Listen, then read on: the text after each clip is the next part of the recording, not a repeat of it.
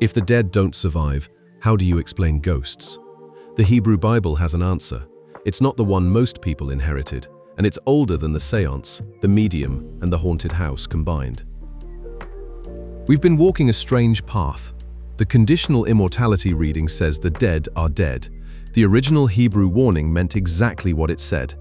And both of those readings land the viewer at the same fast objection. If that's right, then what about ghosts? The medium who gave a relative one last evening. The voice on the tape. The Hebrew Bible has a specific answer. Through this lens, Leviticus 19:31. The Hebrew Bible doesn't lump every supernatural specialist together. Leviticus 19:31 uses two words. Barb, the medium who consults a familiar spirit. Yidde'ōnî, the knowing one, the spiritist. Deuteronomy 18 stretches the list further. The diviner, the sorcerer, the one who casts spells, the medium, the spiritist, and, named separately, the one who consults the dead. 6 categories, each forbidden. The text is being precise. These aren't synonyms, they're a taxonomy of contact methods, all of them banned. The original audience didn't read the prohibition into a vacuum. Every culture around them had necromantic practice. Mesopotamian texts list the kisbu offering, bread and water set out for the dead at the new moon, calling on ancestors to bless or curse. Canaanite tombs hold teraphim, household figurines whose function included consulting deceased ancestors. Egyptian funerary practice ran an entire infrastructure for talking back to the dead, letters folded, sealed, and left in tomb chapels for the deceased to read and answer. The Hebrew Bible's prohibition was a deliberate cut against the grain of every neighbor. The inherited reading has a tidy answer. Souls survive. Sometimes they reach back. The medium is the technician of that reach. The cold spot, the photograph, the voice on the tape, evidence in the inherited frame that something of the person persists and can speak. This is the assumption baked into modern eulogy, the séance, the late-night basic cable medium show. Of course, the dead can talk back. That's the soul survival reading the inherited tradition has been carrying for a long time. The Hebrew Bible reaches for a different answer. Watch what the text does next. 1 Samuel 28 takes the viewer into a chamber at Endor, low ceiling, oil lamp, a basin of dark water for divination. Saul kneels in disguise, his armor traded for a peasant's robe, his face shadowed. He's been abandoned by God, refused at every legitimate channel. Dreams, Urim, prophets. Now he goes to a woman the text identifies with the single phrase Ba'alat of Bi, mistress of a medium spirit. The kind of practitioner Saul himself, earlier in the same chapter, had ordered driven from the land. The irony is built into the verse. The king who forbade the practice is now its client. The medium begins the ritual. The text gives few details. It doesn't want the viewer leaving with a how-to. Just enough to know something is happening. The basin, the murmured words, the lamp guttering low. And then the scene breaks. Something appears. The text says she screamed. The hero shot in 1 Samuel 28 isn't the apparition. The text doesn't describe what she sees, it describes her face. She screams. She recognizes Saul. Why have you deceived me? You are Saul, which means whatever has appeared has shown her something she wasn't expecting.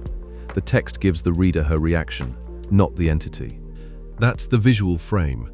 The original audience would have processed. The forbidden contact has produced something. But the something is held off screen, narratively, so that the reader confronts the wrongness without picturing the speaker. The figure speaks. The text uses Samuel's name. Why have you disturbed me by bringing me up? The prophecy that follows is accurate. Saul dies the next day, as the voice foretold. 3 readings have been offered for what actually appeared in that room. They've been argued for 3,000 years. Each is defensible. None is forced by the conditional immortality framework. The Hebrew Bible itself doesn't say. What the original audience would have heard isn't ghost, it's don't. Reading 1, the actual Samuel, divinely permitted. God overrode the prohibition once, for narrative purposes, to deliver Saul's judgment.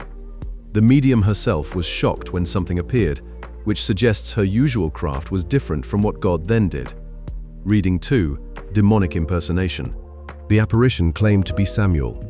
The narrator reports the claim using Samuel's name as shorthand. The medium's craft contacted what it always contacted, but the prophecy happened to be accurate because the speaker had access to God's already revealed judgment on Saul.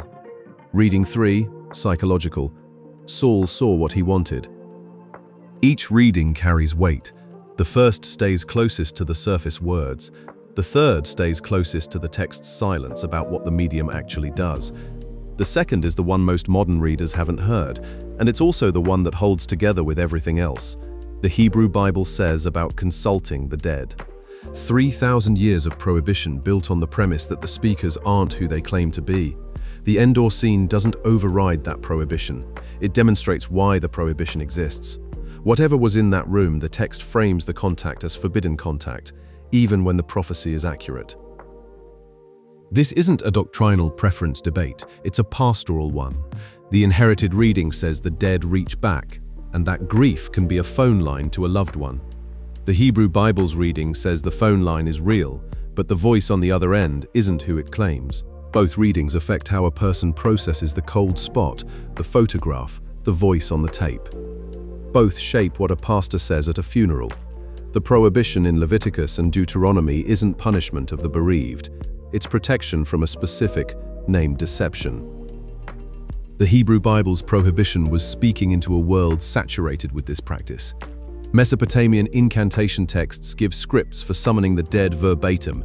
Canaanite tombs at Ugarit hold offering tables for the Rephaim, the deified ancestors. Egyptian letters to the dead were folded, sealed, and left in tomb chapels for the deceased to read and answer. Every neighbor around Israel had the technology. The Hebrew prophets weren't naive about it. They weren't denying contact was happening. They were specifying the speaker and warning the original audience that the speaker's pedigree went back farther than any of these cultures, all the way to a sentence first spoken in a garden. Isaiah 8:19. Should not a people inquire of their God? Why consult the dead on behalf of the living? The serpent in Eden told the first lie about death. You will not surely die. The Hebrew Bible has been answering that sentence for 3,000 years. 1 Timothy 4:1. In later times, some will depart from the faith, paying attention to deceiving spirits and teachings of demons.